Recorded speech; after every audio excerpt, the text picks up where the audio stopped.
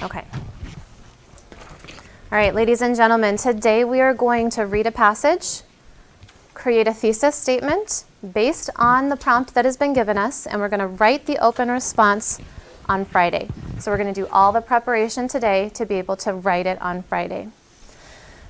What I want you to do is read silently the prompt at the top of this page. Notice that it is in a different font so that you can have the directions more clearly. Please read that silently to yourself, and as you read it, I want you to circle or underline the key words in this prompt that tell you what you're being asked to do. Please do so now.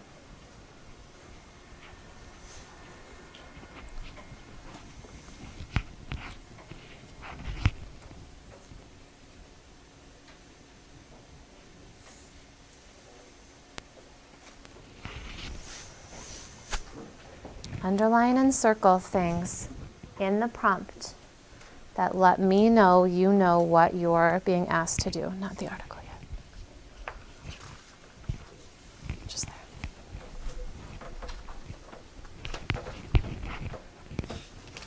Yep, right there.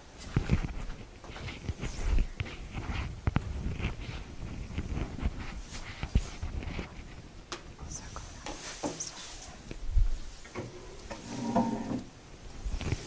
Not the article yet, guys. You're on the graphic organizer.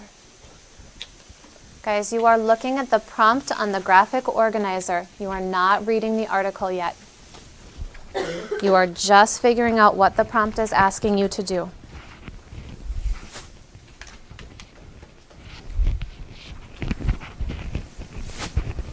Yes, go ahead.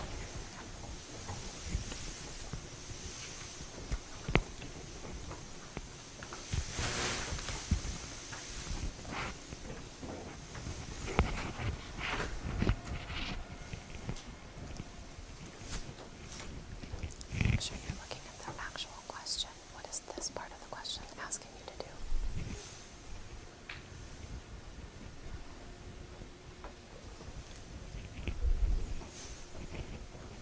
Okay, if we take a look at this, guys, it asks, have recent changes in volunteering positively affected society or not?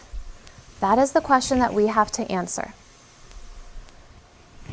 We are talking about the concept of volunteering, so we know that that's going to be an important, big idea throughout the whole thing because that's what our whole quarter is about, right? That's what our whole big project is going to be about. What do we have to answer about volunteering? Christian, what do we have to answer about volunteering?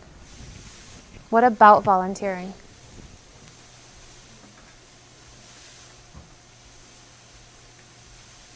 Ariel, help him out. What about volunteering?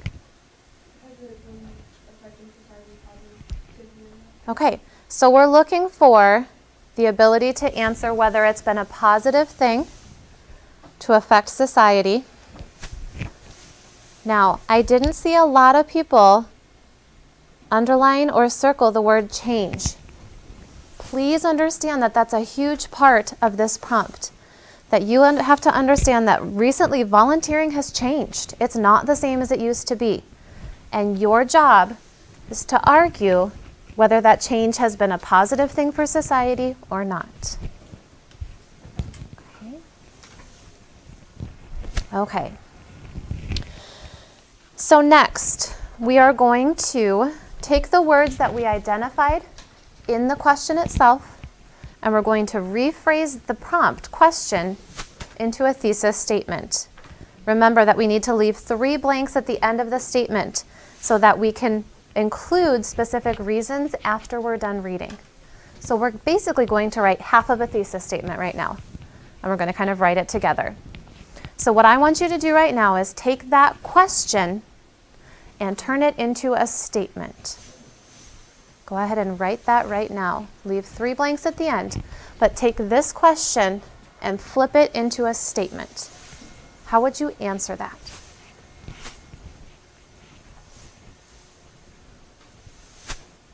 Yep, so you're going to take this question and turn it into a statement down here.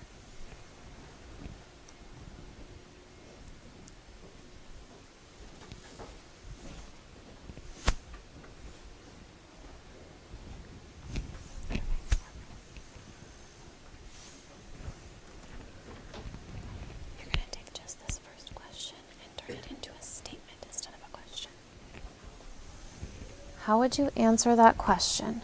I know you don't have the answers yet, but how would you start?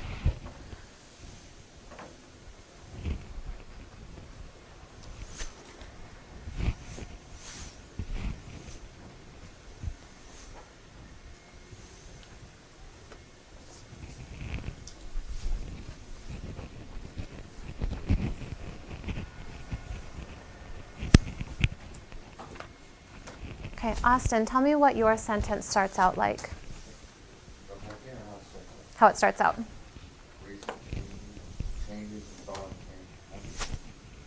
Okay, so recent changes in volunteering have affected, right? So if you don't have that, or if you have something like that, go ahead and put this down.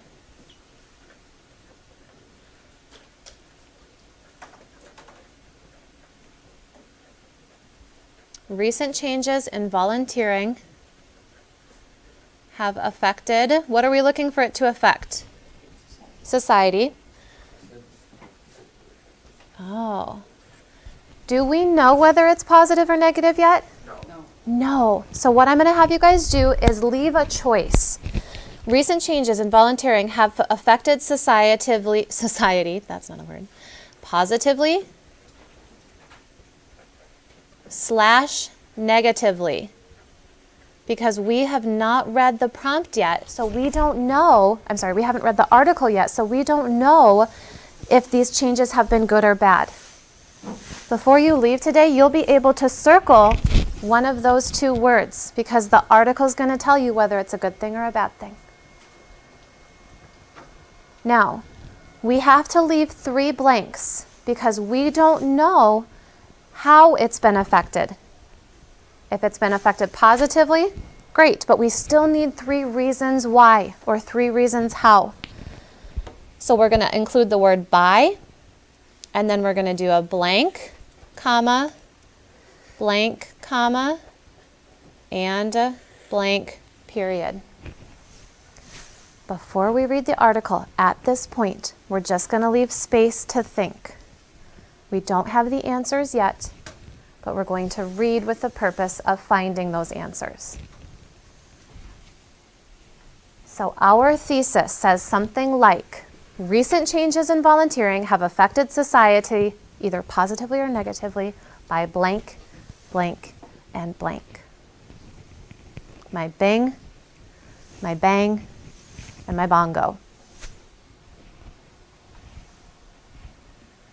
Now, somebody last class period asked, I don't like the way you stated that. Can I state mine differently? Sure, that's okay. As long as it says something kind of like this, you're on the right track. Now, what happens if your neighbor has 3 different answers than you do? Is that okay? Yeah, it's totally okay. As long as those answers come from where? The article. Yeah. Those answers have to come from the article, but you could pick out 3 different things than what I picked out, and that's fine. Your job on Friday is going to be to write to prove to me that you can be right and I can be right, okay? Don't get caught up on whether you have the right answers. Right now, we're just looking for ideas, okay? Okay, so now that you have written the start of your thesis statement, you are going to proceed with reading and interacting with the passage. You will read the passage carefully and interact with the article by taking brief notes, underlining key ideas that relate to your text. You're going to read with your pencil in hand, and you're going to annotate. While reading, make sure you are looking for 3 specific reasons to support your thesis, so that by the time you are done with this today, you can fill in those 3 blanks. You will then move on to filling in the details of your graphic organizer. So you will have at least 3 sentences from the article copied word for word onto your graphic organizer for your bing, your bang, and your bongo. Okay, at this point, go ahead and flip your packets to the very first page that contains your article. Have your pencil in hand. Refer back to the steps as needed. Keep your prompt in mind, and you may begin. Good luck.